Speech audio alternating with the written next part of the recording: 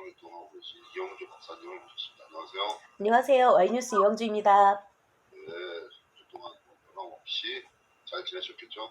네, 덕분에 잘 지내고 있습니다. 네, 하나 빼먹은 게 있네요. 오늘은 2023년 6월 16일, 죄송합니다. 17일 오전 12시 2분입니다. 자, 오늘은 저희들이 어떤 대화를 나눠볼까요? 두 가지 소식을 준비했는데요. 첫 번째는 부산 돌려차기 사건을 준비를 해봤고요. 두 번째는 대표님께서 해주실 텐데 이제 대한민국의 주적이 누구냐 이걸 한번 보겠습니다. 첫 번째는 돌려차기 사건부터 먼저 전해드리겠습니다. 네. 이게 요즘에 아주 많이 이슈가 되고 있죠. 아주 인터넷이나 네. 언론 미디어에 이 돌려차기 사건의 그 문제점에 대해서 보도하는 기사들이 양이 엄청나게 늘었더라고요. 엄청나게 많죠. 네. 가해자의 신상이나 사진이 그렇죠. 그래서 아마 이 돌려차기 사건 이름도 이제 돌려차기 사건이라고 해서 딱 귀에 이제 직관적으로 들어오잖아요. 그래서 이거에 관련돼서 관심을 가지고 있는 아마 여성분들이 관심을 많이 가지고 있지 않을까. 남성분들 입장은 관심 별로 없나요? 어떻게 돼요? 좀 갑자기 궁금해지는데. 남성분들 입장에서는 그냥 이런 사건이 있었구나. 좀 흉악한 사건이 또 대한민국에 이런 사건이 많은데 또 이런 사건이 있었네. 네. 이 정도죠. 왜냐하면 살인 사건이나 또 중대한 범죄들이 비일비재하다 보니까 이 정도는 좀 약한 거 아니야. 이렇게 하는 것도 있어요. 아, 그래요? 살인 사건, 어마어마한 살인 사건도 많아. 많기는 하죠. 근데 여기에서 이제 좀 잔혹한 게 맞죠. 그러니까는 뭐 너무나 다들 아실 거예요. 이게 여기에 이제 관심을 가지고 이거를 클릭을 하셨다라고 하면 이미 이제 이 사건 전반은 알고 계실 텐데 그 가해자가 경호업체 직원이었다고 하죠. 그래서 이제 150m 정도 가량을 쫓아가서 그 다음에 현관에서 CCTV가 있는지 확인을 한 다음에 그 다음에 그 피해자가 눈치 못 채게 돌려차기를 한 번 가격을 하고 쓰러졌는데 의식이 있는 걸 확인하고 휴대폰을 뺐고 그 다음에 이제 5회를 더 이제 내리 밟은 거죠. 그래서 의식이 없어지니까 피해차를 들쳐업고 그 다음에 떨어진 신발까지 줍고 해서 CCTV가 없는 곳으로 가서 8분 있다가 나왔다라는 건데요. 여기에서 이제 뭐 이슈가 되는 건 어쨌든 이제 처음에는 살인 미수라고 해서 이제 12년을 판결을 받았는데 얼마 전에 12일이었었죠. 앞선 6월 12일에 징역 20년을 받았어요. 그런데 가해자가 이제 피해자의 이사한 집 주소를 외우면서 주민번호도 외우면서 내가 반드시 복수하겠다, 나가면 죽여버리겠다, 탈옥하면 어떤 식으로든지 복수를 하겠다, 이렇게 이제 이야기를 한 것이 구치소 동기에 의해서 드러나게 되면서 이게 신상 정보에 대해서 이제 이슈가 조금 옮겨가고 있는, 이제 이동하고 있는 그런 상황인 거죠.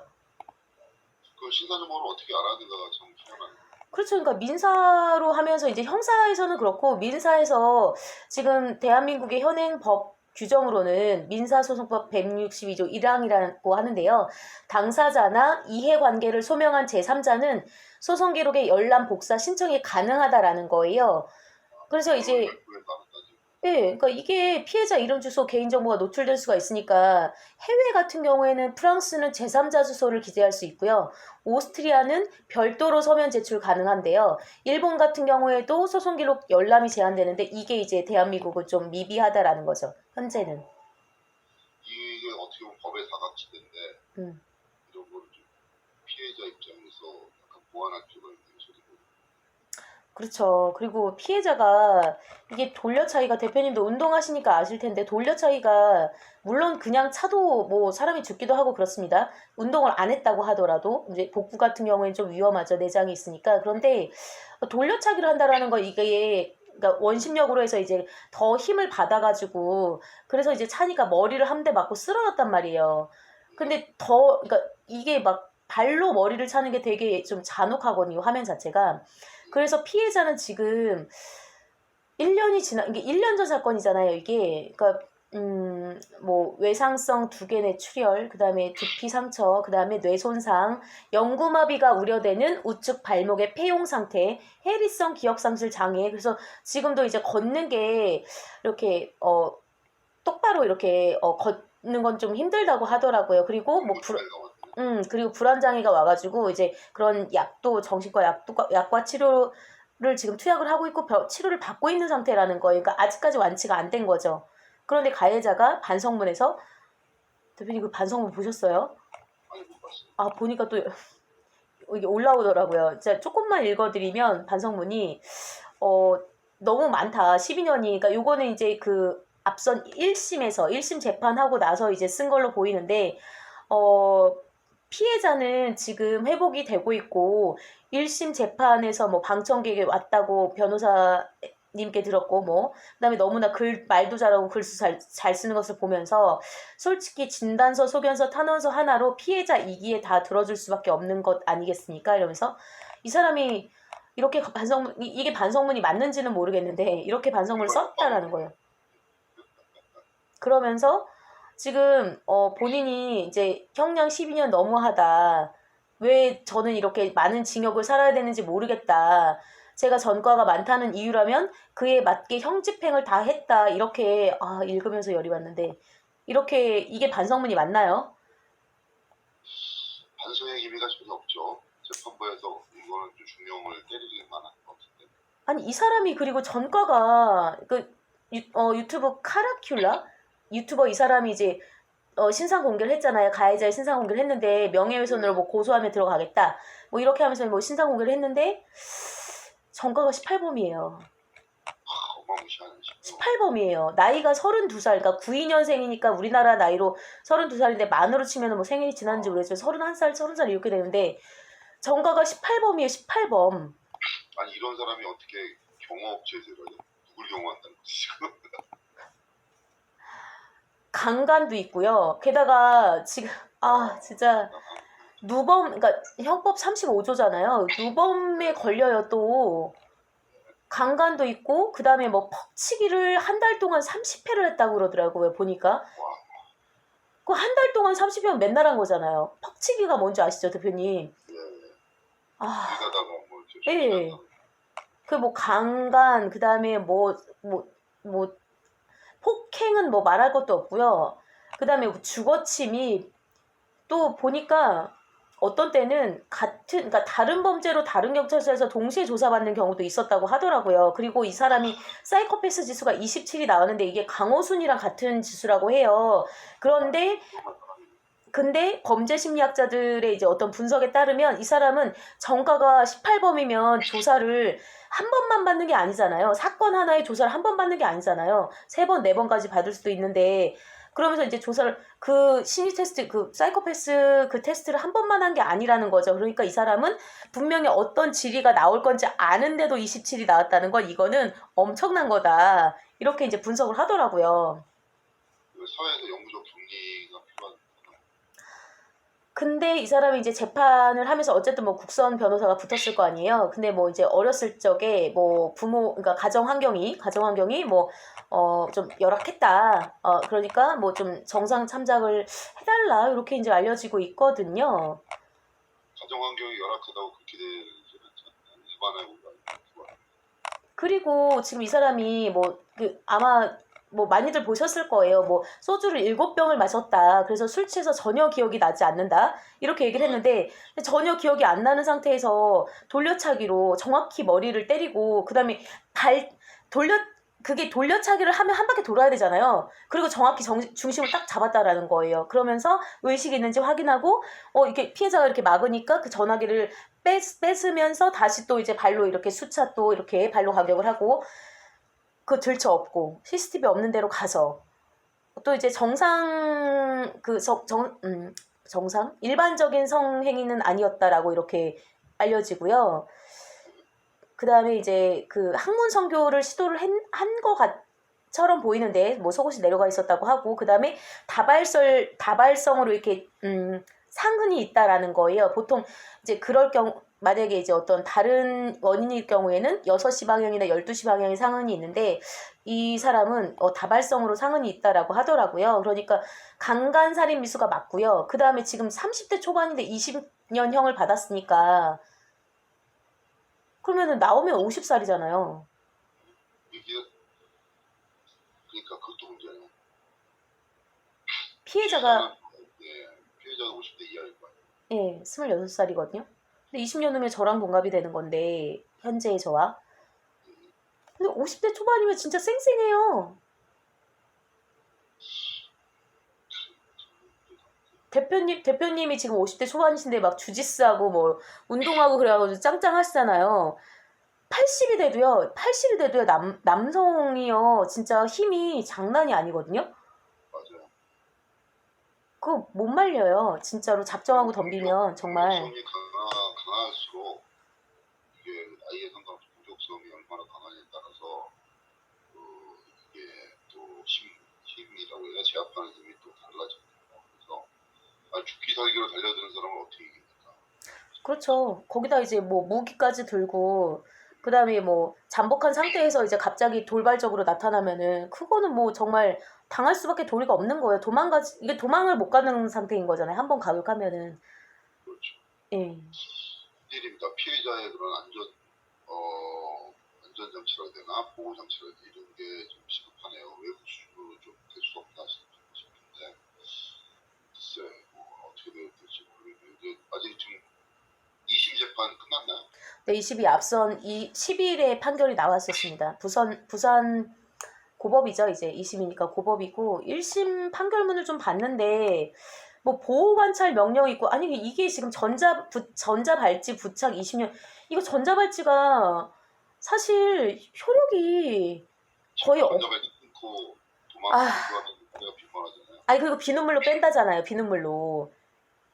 비눗물로도 뺄 수 있고.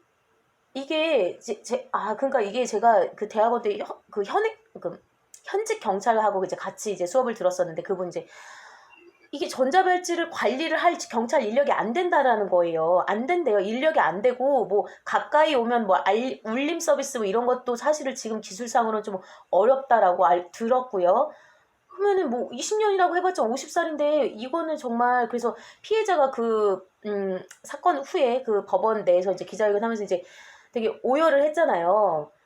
그리고 그게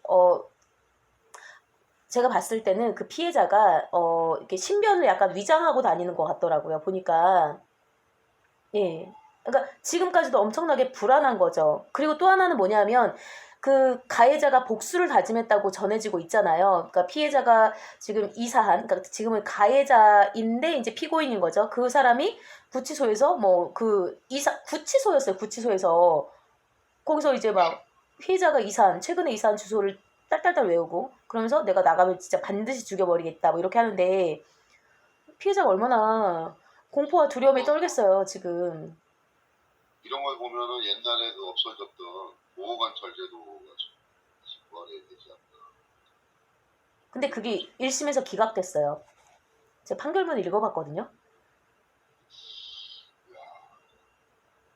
저는 근데 이게 정말 그러니까 뭐라고 해야 되나? 그러니까 그 CCTV가 이제 돌려차기 할 때, 이렇게 돌려찰 때 머리가 맞지 않는 상태에서 정지된 게 있고, 그 다음에, 그 가해자, 피고인이 지금 피고인인데, 이렇게 두들겨보고, 그 다음에 의식이 있으니까 발로 한 번 더 차고, 여기까지 나오는 CCTV 그 영상이 있는데, 이게 너무 잔혹하니까 이제 아예 다 보여주진 않는데, 막 보니까 막 너무 열받더라고요. 그래갖고, 와, 그리고 이제 아예 경직돼가지고 이제, 그러니까 다 맞으니까 의식이 없으니까, 경직돼서 이제 그러니까 들쳐 업혀서 가는 걸 보니까 너무나 잔혹하고 이게 여성 남성을 떠나서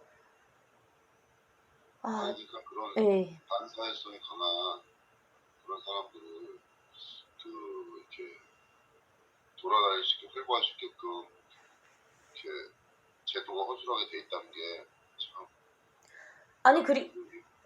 그리고 지금 신상 공개 가지고 그런데 뭐 서울에 있는 구의원도 이제 뭐 신상 공개를 했다라는 거예요. 이게 유튜버 카라큘라 이 사람이 이제 개인 탐정으로 알고 있는데 이 사람이 이제 개인 공개를 그 가해자의 정보를 다 싹 다 공개를 했거든요. 유튜브에서. 그러니까 뭐 구의원도 뭐 나도 공개하겠다. 이러면서 나도 뭐 우리 지역 구민의 안전을 위해서 공개하겠다. 뭐 이렇게 나서기도 했고. 근데 신상 공개가 지금 이게 이 사람 공개해야 되는 게 맞지 않나요? 지금 이 사람이 무죄 추정의 원칙이 있긴 한데 3심이 끝날 때까지. 근데 CCTV에 다 찍혔는데 그 사람이 무죄라고 할 수가 있나요, 지금? 무죄 추정을 하는 게 맞는 건지. 그다음에 한 법률 전문가는 변호사는 그 사람이 지금 구속 상태이잖아요. 그 구속된 상태에서 재판을 받고 있는데 이게 인권이 보호돼야 되는 게 맞느냐? 이거 CCTV가 정말 적나라하게 다 찍혔잖아요. 빼박도 이건 진짜 빼박이자 빼박 캔트인데 맞냐라는 거죠. 그러니까 외국처럼 아예 머그샷 해가지고 싹 다 뿌려버리든지. 사실적시 명예훼손 이것도 기자들도 사실 많이 당하잖아요. 사실적시 명예훼손을. 그러니까 그 지금 가해자가 그러니까 피고인이 고소하면 고소가 되는 거죠. 지금 이게. 그러니까 대한민국이 약간 뭐 좀 그렇죠. 제도적으로 법이 이상하게 돼 있다고. 이거는 뭐 어떻게 지금 뭐 방법이 국가에 나서서 좀 문제를 해결해야 되는 수밖에 없고. 그래서 뭐 윤석열 대통령도 지금 이 사건에 대해서 뭐 면밀히 검토해라. 그 다음에 뭐 신상 공개 관련해서 이제 발언을 했다고 하긴 하는데, 아우 저는 좀 아니 근데 만약에 지금 피고인이 20년 살고 형기 다 꽉꽉 채우고 나왔어요. 나왔는데 재범이 안 될까요? 저는 재범할 것 같거든요. 그럴 가능성이 매우 높아 보이거든요. 청과가 18범이에요. 강간, 폭행, 뭐 갖가지 되게 다양하게 많이 했던데. 혹시 또 20년 뒤에 출소해갖고 우리 방송을 보고 이영주 기자를 찾아가는 거 아니에요? 혹시? 언제든가? 찾아오면 그러니까 내가 왜 이 말을 했냐면 네. 이 듣는 사람이나 듣지 않는 사람이나 누구나 잠재적 범죄 대상자가 될 수 있다. 아 그쵸. 저는 뭐 그 생각 안 했겠습니까? 당연히 했죠. 근데 저는 그래서 이게 왜 피해자들이 공포에 떨면서 살아야 되냐 이거죠. 그러니까요. 이거는 국가적으로 뭐가 문제가 있다는 거죠. 아니 문제가 있는데 시민 이렇게 국민을 보호를 못하는 그런 아까 뭐 경찰하고 뭐 수업 들었다는데 뭐 인력이 없으면 안 된다고 얘기했다고 그랬잖아요. 네네네. 참 그런 말도 사실은 그분이 들으면 안 되겠지만 참 무책임한 말 아닌가. 그분이 뭐 그 정도 그러니까 무책임하다라기보다는 그러니까 그분이 그랬다는 게 아니라 경찰이나 검찰이나 관련자들 이걸 시민을 보호해야 되고 국가의 그 치안을 유지해야 되는 입장이 있는 임무를 받은 의무가 있는 공무원들이나 그런 입장에서 이걸 뭐 그렇게 뭐 인력이나 예산 핑계 댈 상황이 아니다 이렇게 말씀드렸습니다. 핑계댈 상황이 아닌 거는 맞고요. 그러니까 헌법에 지금 국가가 그 국민의 안전과 신체의 안전과 자유를 보장해 줘야 되는 게 맞다고 명시가 돼 있는데 이게 되냐라는 거죠. 그러니까 거기에서 근본적인 의문점부터 시작을 해서 왜 가해자가 아니고 가해자가 죄책감에 시달리는 게 아니라 가해자는 오히려 너무나 당당한데 피해자가 공포에 떨면서 저보고 죽으라는 얘기냐라고 하고 있는 거고 또 하나 말씀드리고 싶은 게 뭐 저도 뭐 운동을 하긴 했지만 이렇게 뭐 정말 뒤에서 치는 거는 사실 싸움은 무기빨이잖아요. 그리고 뒤에서 쳤을 때 당할 수밖에 없는 거죠. 그리고 만약에 정말 뭐 진짜 뭐랄까 정면으로 맞닥뜨려서 정말 대항을 할 수 있는 상태다라고 하면 다행이지만 그게 아니라면 사실 방법이 별로 없어요. 사실은 그게 맞는 거죠. 예. 맞습니다. 그럼 여기까지? 첫 번째는? 네, 여기까지 하시고 개인적으로 이런 범죄를 항상 조심하고 경계하면서 그런 시스템을 좀 국가적으로 마련했으면 좋겠습니다. 이거 예방할 수 있는 시스템을. 그리고 그 정도밖에 저도 할 말이 없네요. 이거 뭐 어떻게 방법이 없기 때문에. 자, 그리고 두 번째 이제 끝났나요? 이제 어떻게 또 하시나요? 네, 두 번째로 가겠습니다. 네, 착잡한 심정을 뒤로 하고 두 번째 주제로 넘어가겠습니다. 네. 이용주 박사님께서 와서 대통령이 돼서 이런 문제 해결할 준비를 기대하겠습니다. 너무 열받는데. 두 번째, 네. 두 번째 주제 같아요. 두 번째 주제는 제가 요즘 관심 있게 보고 있는 우크라이나 전과 우크라이나 러시아가 이제 우크라이나 침공했는데 그 전쟁이 계속 진행되고 있지 않습니까? 그렇죠.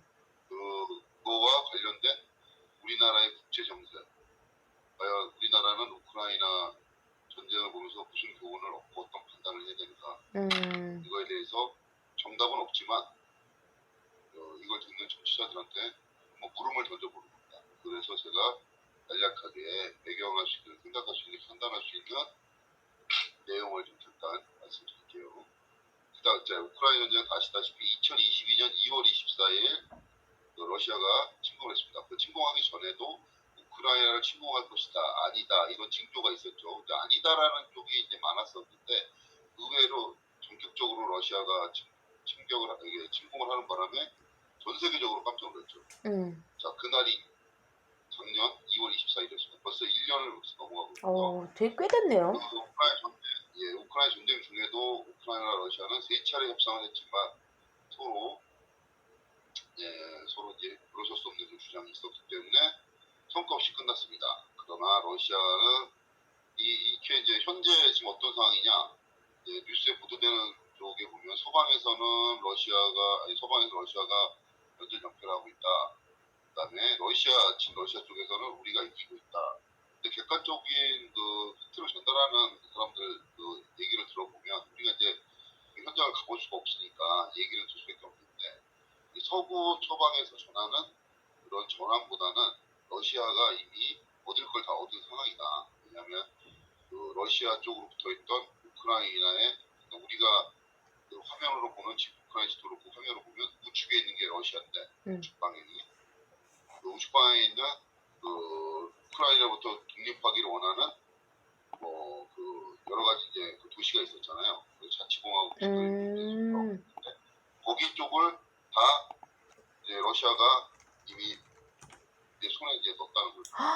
그래서 그거를 재침공하기 위해서 대반격이다 이래서 우크라이나가 그걸 침공하고 있는데 거기까지 현재 진행되고 있는 걸 알고 있습니다. 그래서 우크라이나가 도시 몇 개도 탈환하고 이렇게 있는데 그런 상황에서 보면 러시아는 속이 좀 달성했죠. 기대는 없었지만 뭐 우크라이나에서 일어난 전쟁이 우크라이나에서도 피해가 엄청나고 우크라이나 국민들이 더 피해가 더 컸겠지만 말입니다. 그래서 그러면 여기서 이제 우리가 생각해 볼 게 뭐냐, 러시아가 과연 여기서 전쟁이 러시아 쪽으로 유리하게 러시아의 승리로 우크라이나가 항복을 해서 이렇게 러시아 끝났을 때와 그리고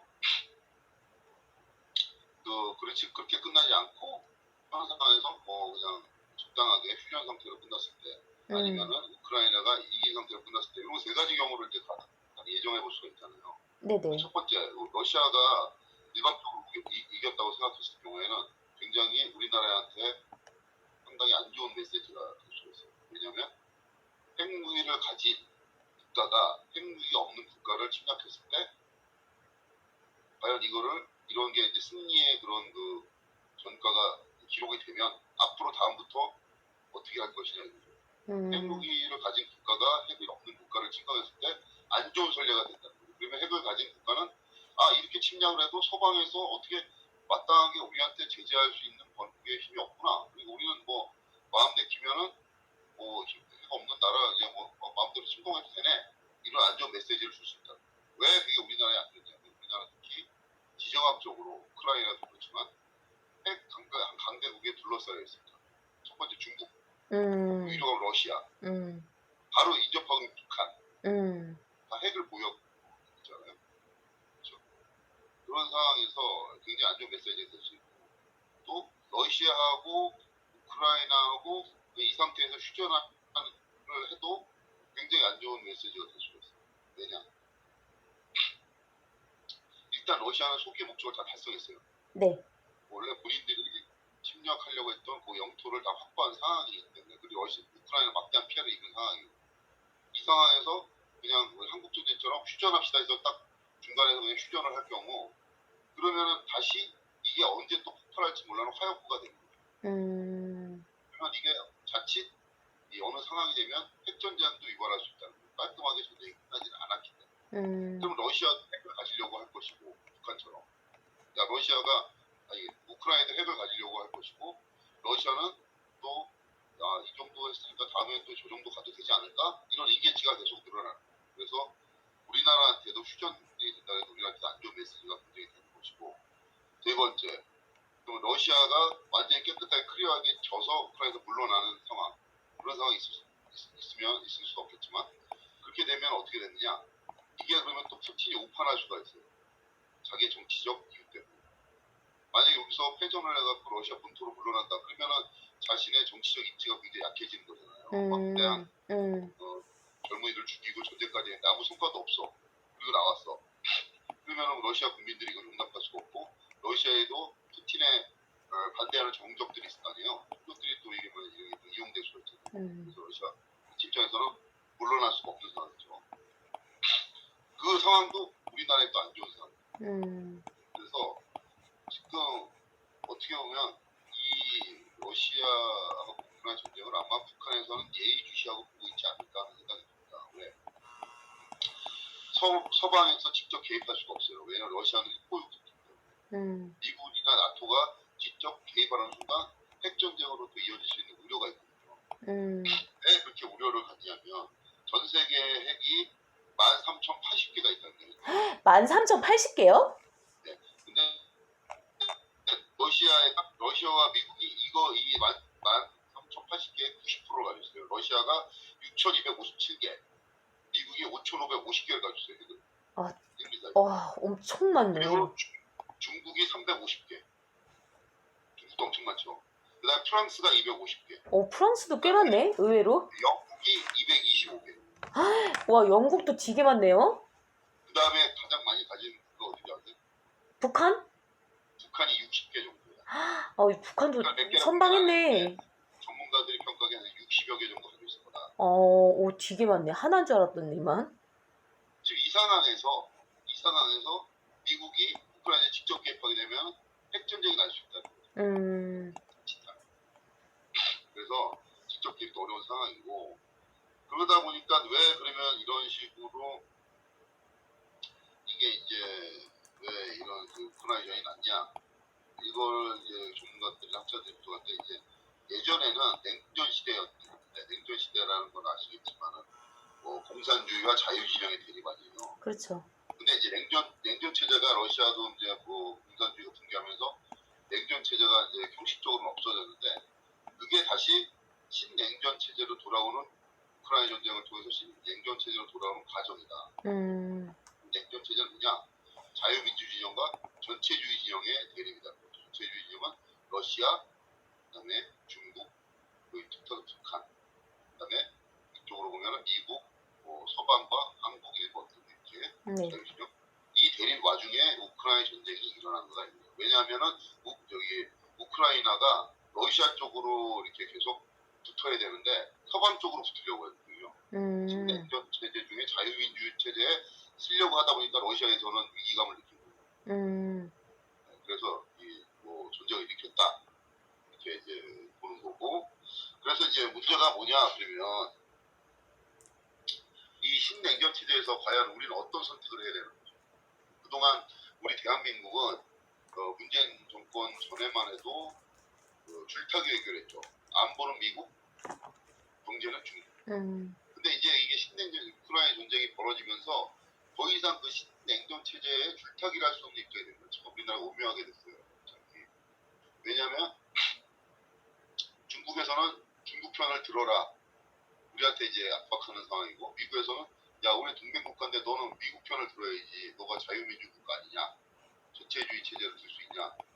그러니까 우리 입장에서는 먹고 살려면 중국을 붙어야 되고 우리 국가를 유지하려면 미국에 붙어야 되는데 이게 참 애매하게 그러니까 빵을 선택할 것이냐 아니면 자유를 선택할 것이냐 이렇게 강요를 딜레마적인 상황을 강요를 받는 입장이 된 거죠.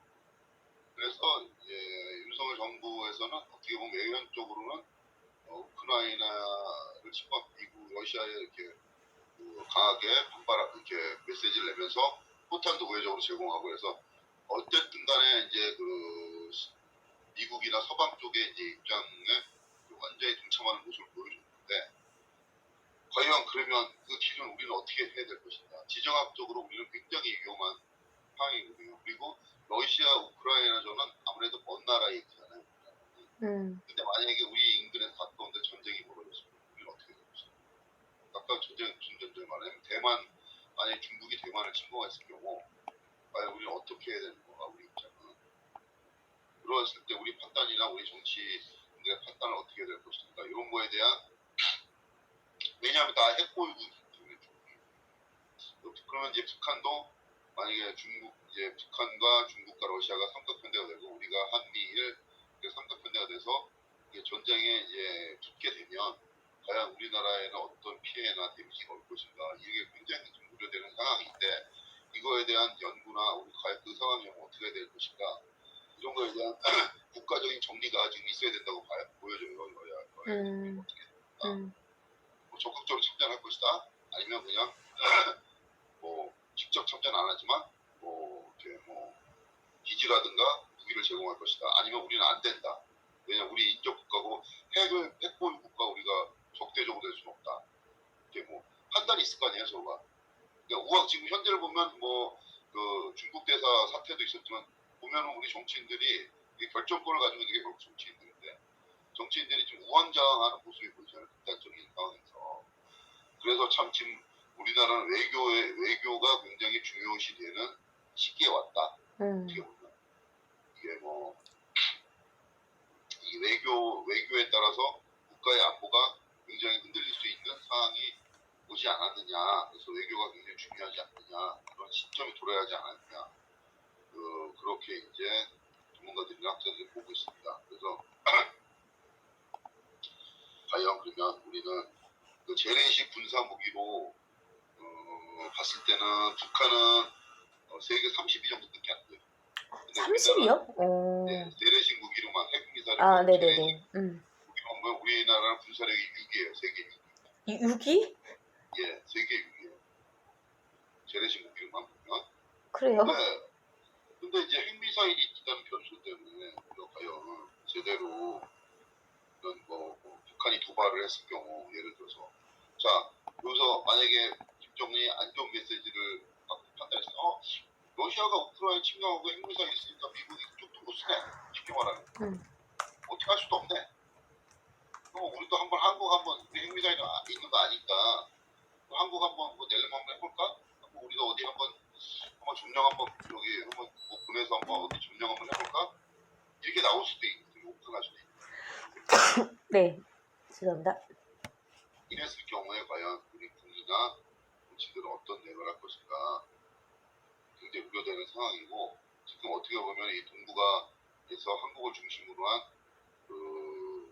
우크라이나전을 이제 넘어서 그 다음에 굉장히 화약고가 될 수 있는 게 이 동북아 쪽이 아닌가. 중국과 미국의 대립 속에서 대만의 위치, 그리고 대만과 가까이 있는 미국의 우방국인 한국의 스탠스를 어떻게 할 것인가, 어떤 입장이고 어떻게 해야 될 것인가, 이건 굉장히 위기의 순간이 다가오고 있다고 생각합니다. 그래서 우리 국민들은 우크라이나전 뉴스에 나오는 거를 굉장히 남의 일이다, 먼 나라 일이다, 이렇게 그냥 아무 생각 없이 보기보다는 좀 저런 상황이 우리나라에 닥쳤을 경우 우리는 어떻게 될 것인가, 국민 개개인이나 정치, 그리고 어떤 준비를 해야 되는가, 지금부터 이런 걸 굉장히 고민하면서 봐야 되지 않을까. 그리고 차기 국회의원 선거나 뭐 돌아오는 뭐 각종 선거에서 외교나 국제관계에 대해서 대한민국 국민들이 어떤 메시지나 어떤 판단으로 어떤 정책을 뽑는가에 따라서 굉장히 우리나라의 운명이 좌우되지 않을까 하는 생각입니다. 네, 그죠. 전쟁이 진짜 일어난다라는 게, 지금 21세기에 전쟁이 일어난다라는 게 정말, 이게 약간 거리가, 대표님 말씀 주신 대로 거리가 좀 있다 보니까 실감은 사실 나지는 않는데, 그러니까 외교가 중요한. 참 그러는데 곧 우리의 일이 되지 않을까 하는 것 때문에 저는 맞습니다. 그래서 그 대표님이 이제 이 주제를 이제 말씀을 하셔가지고 국방부에서 윤석열 정부가 이제 낸 보고서 있잖아요. 그거를 다 읽어봤거든요. 근데 사실 그러니까 작성하신 분들한테 조금 죄송하지만 별게 없더라고요. 그래서 보니까 이제 안보라고 했을 때 안보에 이제 중점을 둔다라고 하면은 뭐 중동아시아라고 하죠. 그러니까 중동 지역에서도 조금 이제 같이 어떤 외교에 이제 좀 신경을 쓰겠다 그런 내용이 좀 눈에 띄었고 또 하나는 뭐 안보 자체가 물론 무기도 있을 수 있겠지만 뭐 우리나라도 ICBM 한 뭐 1000여 발 있다고 하는데 대륙간 탄도미사일 뭐 있다고 하긴 하는데 그걸로 될까라는 생각이 조금 개인적으로는 들긴 했지만 어쨌든 중동하고 외교도 하고 그다음에 뭐 어떤 뭐 지식 안보라고 해야 될까요? 그런 교육이나 뭐 이런 것도 좀 신경을 쓰고 뭐 문화 뭐 이런 것도 얘기를 하긴 하더라고요. 그래서 그런 것들을 신경 쓰면서 같이 가야 되는 게 맞는데 이제 대표님 말씀 주신 건 이제 어느 쪽에 이제 중심을 잡느냐라는 거잖아요. 중국과 미국 중에서. 어느 쪽을 선택을 해도 우리한테는 굉장히 불리한 상황이 좋은 상황이 아니에요. 그러니까 정치인들이 룰루랄라 할 때가 아니에요. 뭐 수출이 안 돼서 못 먹고 산다? 아니면은 뭐 이렇게 뭐 있다? 이건 어쨌든 간에 국가가 존속하는 상황에서 일어나는 일이지만 국가가 없어지는 상황이 올 수도 있는 일이죠. 전 국민이 이제 노예화 될 수 있는 상황도 올 수 있는 거예요. 막말로 말하면. 그죠. 전쟁 치면 뭐 전쟁 이런 치면 상황에서 지금 룰루랄라 아무 생각 없이 있을 상황이 아니라니까요. 국민들과 정치인들이. 근데 간혹 보다 보면 아무 생각이 없이 그냥 오늘 내가 행복하니까 내일도 행복하고 내일 모레도 행복하겠지. 오늘 안전하니까 내일도 안전하고 내일 모레도 안전하겠지. 이런 안일한 생각, 나태한 생각. 이거를 보면서 우크라이나를 보면서 그런 경각심을 가져야 되는데 우크라이나 국민들도 전쟁 나겠어 이렇게 생각했겠죠. 근데 지금 전쟁 나서 피해자는 누가 보고 있습니까? 우크라이나 국민들이 이제 피해를 보고 있잖아요. 저 선량한 시민들이 보고 있는 거죠. 그런데 지금 우리 더군다나 우리가 분단 국가이고 바로 위에서 북한이 언제든지 우리를 쟤네들 어떻게 먹을까 이렇게 고민하고 있는 상황인데 너무 안일하다는 거지. 너무 나태하고 아니라고 아무 생각 없고 오늘의 평화가 내일도 이어지겠지. 꼭 성경책에 나오는 그런 유대인들처럼 꼭 유대 족속들처럼 그래서 50년간 끌려가고 노예 생활하다 왔잖아요. 근데도 정신 못 차렸죠. 성경에 비해서 좀 죄송하지만 참 큰일입니다. 언젠가 우리나라도 이게 선택의 순간이 오면 어떤 선택을 해야 되는데 과연 그거에 대한 위정자들이 준비가 돼 있느냐 걱정이 되는 순간입니다. 준비가 돼 있다고 보기에는 좀 현실적으로는 좀 어려울 것 같고 현실적 판단으로는 그때 상황이 되면 뭐 임시 방편으로 하지 않을까라고 예상은 되긴 하는데 과거에 비추어 봤을 때 우리나라 입장에서는 가장 좋은 건 현 상태를 유지하는 게 가장 좋잖아요.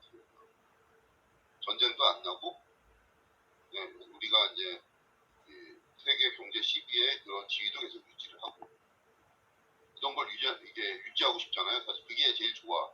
현 상태로 가는 게. 그렇죠?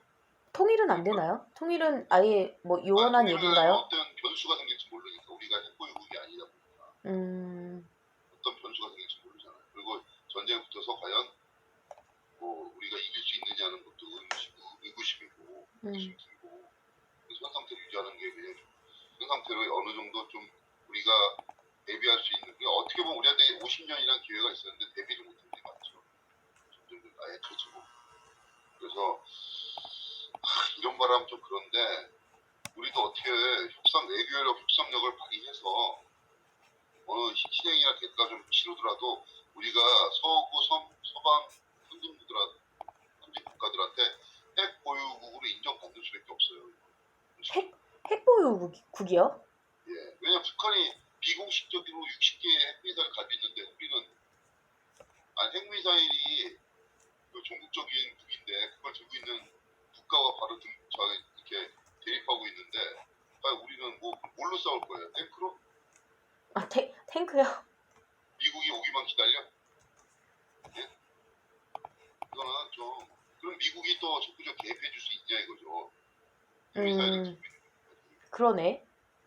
네? 우크라이나하고 똑같아. 반면 교사가 된 거야 지금 우크라이나. 미국이 참전을 못하잖아요 지금. 미국이 참전했으면 벌써 끝났겠지. 그죠. 벌써 끝났지. 그래서 우크라이나에서 전쟁이 벌어지면서 우크라이나 국민들만 계속 죽어나는 거죠. 이상한. 우리나라에서 계속 우리나라는 또 땅도 좁아요. 그쵸. 우크라이나 땅이라도 넓죠. 그치, 맞아. 근데 지금 이런 상황이면 우리나라 전체가 다 속대밭이 되는 건데, 야 이런 상황에 과연 어떻게 할 것인가? 저는 좀 이렇게 그런 준비를 해야 되지 않을까 그런 생각이 듭니다. 그럼 준비는 그러면 핵? 그러니까 북한처럼 지금 우리 서방세 진영에 이제 서 있기 때문에 북한처럼 음. 그 비공식적으로 아니면 대놓고 핵 미사일을 만들 수가 없어요. 그렇게 그럴 수 있는 시스템이 아니잖아요. 국가 시스템이. 그러다 보니까 미국이나 이런 그 서방 핵보유국 이런 그 국가들의 너네는 그래도 어쩔 수 없이 핵미사일 가져라. 이게 좀 약간 용납할 수 있는 이게 용인받을 수 있는 외교력이 중요하다는 거죠. 외교력. 외교력으로 풀 수밖에 없고. 아, 외교력. 그걸 외교력으로 풀 수밖에 없잖아요. 외교력. 핵보유국으로 인정받는 거는 외교력으로 키울 수밖에 없는데 인정 안 해주지 강대국에서. 그러니까요. 인정 안 해주니까 인정 안 해주는 걸 풀어야지. 그게 대한민국 지상 과제가 된 거죠. 그건 내 생각엔 그래요. 근데 그거를 말을 할 수가 없는 거죠. 아무도. 드러내고 얘기할 수가 없는 거죠. 이상하게 반핵, 뭐 반전, 아니 전쟁을 내가 하고 싶나? 적이 쳐들어온다면은 적이 쳐들어오고 있는데 나 죽인다고 총 쏘는데 반핵 반전 외치고 있으면은 뭐 전쟁 하다가 북한이 돌아가요? 중국이 돌아가? 쑥대밭 되는 거죠. 죄송합니다 하고 돌아가요? 반전국까지 몰랐습니다 하고 돌아가나? 얼추나 잘 됐다. 그럼요. 얼마나 좋아. 그래? 평화주의니? 뭐 이러면서. 그러니까 그런 상황에서 우리 핵 보유국 강대국 둘러싸인 상황에서 어쩔 수 없이 우리도 이제 핵을 가져야 되는 상황이 있는 거 아닌가 공식적으로. 근데 비용이 돼요.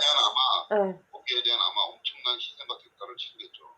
그러니까 비용이 되는, 그러니까 어쨌든 뭐 돈이잖아요, 사실은. 돈인데. 아니, 돈이 아니라 핵을 가지는 거는 뭐 어렵진 않아요. 핵미사일 만드는 우리나라 과학 기술. 그래요? 만들 수 있어요? 아까 얘기했지만 서방 국가에서 인정을 안 해준다니까.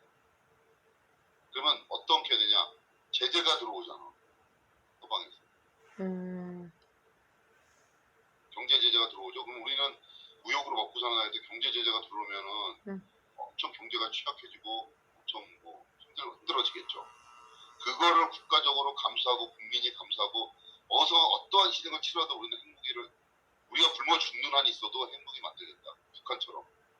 북한은 이제 김정은이가 자기 정권이나 체제를 유지하기 위해서 어떤 희생과 대가 치러도 우리는 핵미사일 만들겠다. 굶어 죽어도. 이런 상황이잖아요. 그러면 우리도 똑같이 근데 우리는 이제 전체주의 국가가 아니다 보니까 우리 국민 개개인이 이런 여론이 생성이 돼야 되는 거예요. 대다수가. 어떠한 희생과 대가를 치르더라도 우리나라도 핵국가가 되어야 된다. 이런 정치적인 압박을 정치인들에게 해야지. 그리고 그런 정치인들을 그런 공약을 내건 정치를 뽑아줘야지만 되지 않나. 근데 현실적으로 우리나라 국민들은 우매하기 때문에 벌써 세뇌들이 다 돼 있기 때문에 안 되지 않을까. 결국 이렇게 가다가 쫄딱 망하는 거 아닐까 하는 우려를 해봅니다. 그래요. 잠깐만요. 핵 미사일 만든 돈이 되나? 저 그 금액 때문에. 돈도 되고 기술력도 돼요. 그래요? 충분히 만들 수 있는데 2천만 달러에서 3천만 달러? 만드는 순간 서방의 엄청난 제재와 보복이 따르기 때문에 그래서 외교력이 중요하다는 거죠. 우리의 그런 안보에 대한 중요성을 인식을 하고 알려주고 우리도 이렇게 북한과 중국과 대립하고 있는데 핵무기 없으면 안 된다. 우크라이나 봐라. 우크라이나 니네가 지켜준다고 했는데 좀 어떻게 됐냐. 이런 이걸 이용해서 우리도 핵무기를 미국이나 이런 데 요구해야 되지 않을까 하는 생각이죠. 별로 안 비싸네. 한 24억 정도 되는 걸로 지금 얼추 계산해 보니까. 이 기술력도 우리나라 수준이면 우리나라 원자력 발전소를 만들잖아요. 그 정도 수준 기술이면 핵무기를 충분히 만들 수 있어요. 그런데 우리가 그 핵무기를 안 만들겠다는 그런 거기에 이제 들어가 있기 때문에 과연 그게 지금 올바른 상황이냐 우리나라 정치 상황에서 국제 안보 상황에서 우리는 이제 그런 것도 한번 생각해보고 고민해봐야 되지 않을까 하는 생각을. 미국이 압력받은 거 아니에요? 미국이 핵이 있으니까 아무래도 한국이 핵을 만들면 좀 성가실 거 아니에요? 국제관계를 갖다가 네. 이해를 해야 되는데 국제관계에서는 자국의 이익이 우선이지, 그렇죠? 그리고 이렇게 자기네가 우위에 설 수 있는 그런 주도권을 잡는 게 우선이지, 그 상대방을 뭐 호혜적으로 평화적으로 니네 다 해주고 이렇게 하는 나라나 국가가 어디 있습니까? 그러니까요. 지금 우리 대한민국이 미국에 군사적으로 많이 의존을 하고 있는 상태니까 거의 의존하고 있는 상태 아닌가요? 그러니까 미국이 핵을 만들지 못하게 이렇게 압력 주고 있는 거 그러니까 아닌가요? 미국은 핵무기를 가지는 걸 반대하는데 얼마 네. 전에 미국도 한국이 미국 정치 중의 일부가 한국도 저런 상황인데 핵무기 만들어야 되는 거 아니냐 이렇게 했는데 윤석열 대통령이 미국 가갖고 우리는 핵 보유 안 합니다 이렇게 선언까지 하고 왔잖아요. 아, 좀 판단 미스다 보는 거죠. 그렇구나. 네, 이렇게 이 얘기까지 안 하려고 그랬는데 깊게 이해를 못하는 것 같아요. 이 얘기까지 한 겁니다. 핵 보유국을 우리도 선언해야 된다 그래서 아니면은 비공식적으로 협상을 해서 어느 정도 그 지위를 인정받고 나서 국제사회에 우리도 핵을 가질 수 있게 없는 상황입니다. 하지만 우리 공격은 안 합니다. 평화롭게 쓰겠습니다. 뭐 이렇게 그런 해법까지 디테일하게 내가 제시할 수는 없는 거고 그런 문제나 그런 외교력을 정부에서 해야 된다는 거죠. 빨리 중국이 또 뭔가 대만과 불협화음부터 일어나기 전에 빨리. 안 그러면은 지금 대만과 중국이 뭔가 위기 상황이 오면 대한민국도 위태로워질 수 있다는 거예요. 지금 대한민국도. 쉽게 말하면 어떤 사람들이 이런 시나리오도 지금 얘기를 하고 있어요. 중국이 대만을 침공할 때 미국이나 한국이나 일본이 삼각동맹을 해서 대응할 거를 대비해서 일부러 북한을 자극해서 한국을 침공하게 만드는 거죠. 그러면 미국은 한국도 막아야 되기 때문에 대만에 신경을 못 쓰는 거죠. 그런 시나리오가 있죠. 그러니까 한국에서 자칫하면 대만이 한국전으로 옮겨갈 수도 있는 거예요. 가까운 지리적 뭐 아예 현실이 불가능한 것 같지는 않은데 일단 뭐 대표님 말씀처럼 핵 무기를 보유해야 한다라고 하면 일단 뭐 아니 핵무기를 당장은 어렵지만 우리도 이제 가져야 되겠다는 아예 우리는 안 갖겠습니다 이렇게 선언하는 게 아니라 우리도 논의한다는 국내적인 그 논의가 계속 일부러라도 그런 여론을 만들어야 되는 거죠. 단편적으로 우리가 복합적으로 생각을 해야지 단편적으로 생각하면 안 되고 일부러라도 여야가 일부러라도 그렇게 핵에 대한 그런 여론을 만들어야 되는 거죠. 우리도 이런 여론이 있습니다.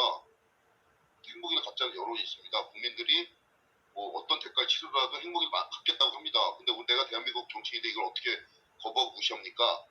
이런 식으로 가야지 되지 않을까 하는 생각이에요. 나쁘지 않은 것 같네요. 그래서 이제 진짜 핵무기를 가질 수 있으면 가져야 되겠죠, 실질적으로. 10개만 가지면 되니까 10개만. 그러니까 10개 정도면 괜찮을 것 같아요. 240억?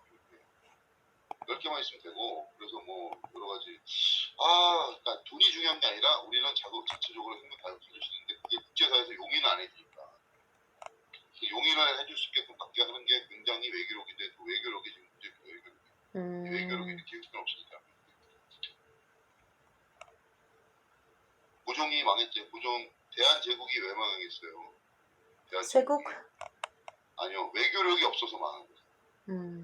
일본에 먹힌 게 외교력이 없어서. 데스락 카프트 미략. 미국과 일본이 미략을 체결했잖아요. 야, 조선은 니네가 먹어. 필리핀은 우리가 먹을게.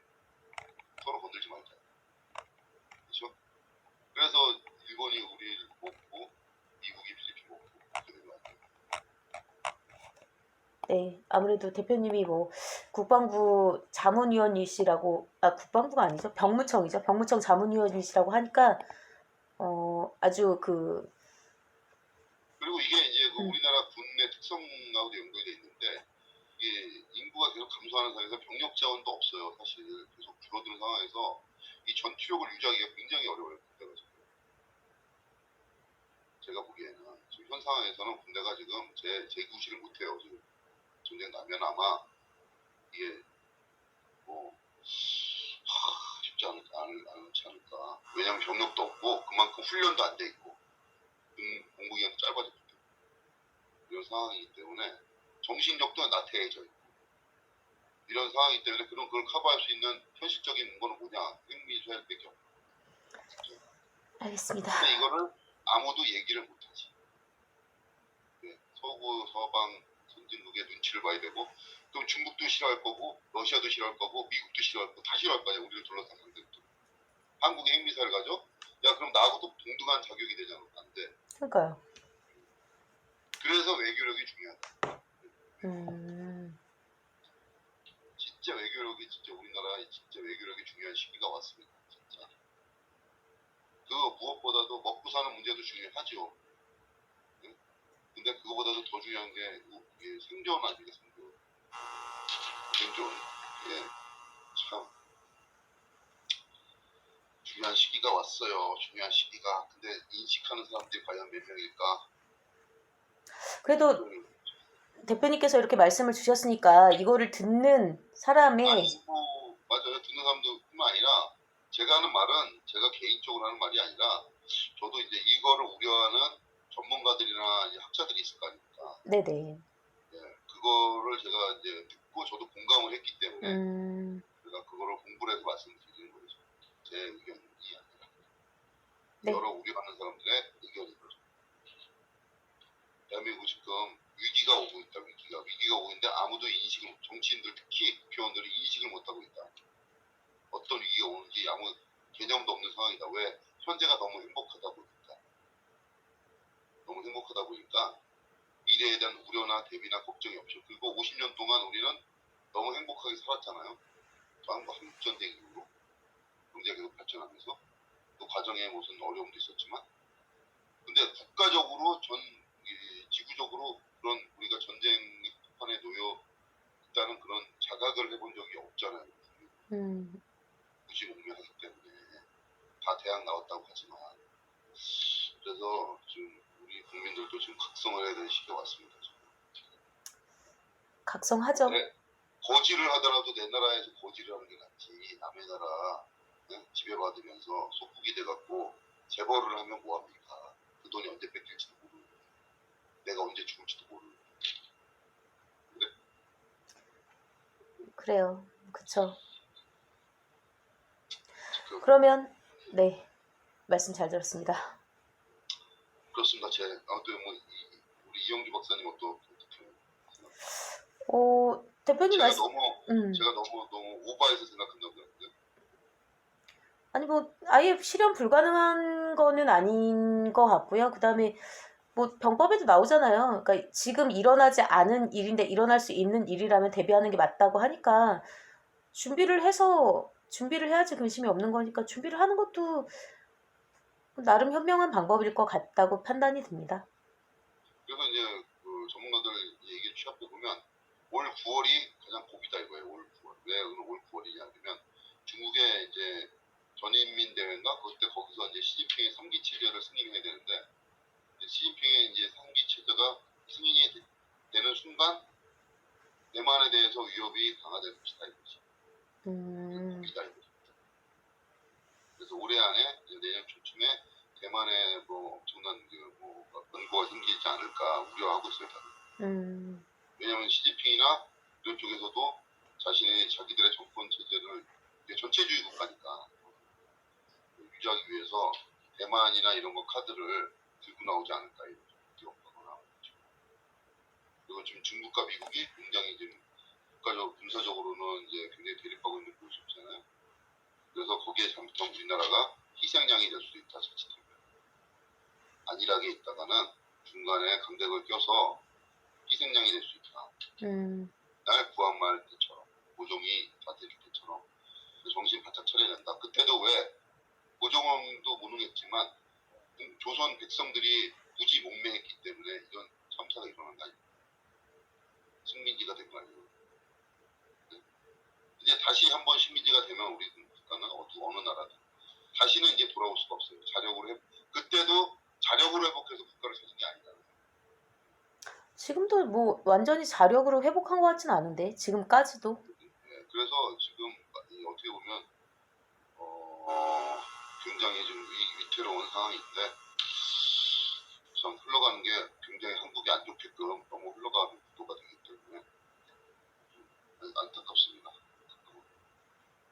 네. 왜냐하면 이제 우리 후세들 살아가야 될 뭐 나도 이제 50 넘게 살았기 때문에 앞으로 뭐 많이 살아봐야 50년 이상 살겠어요.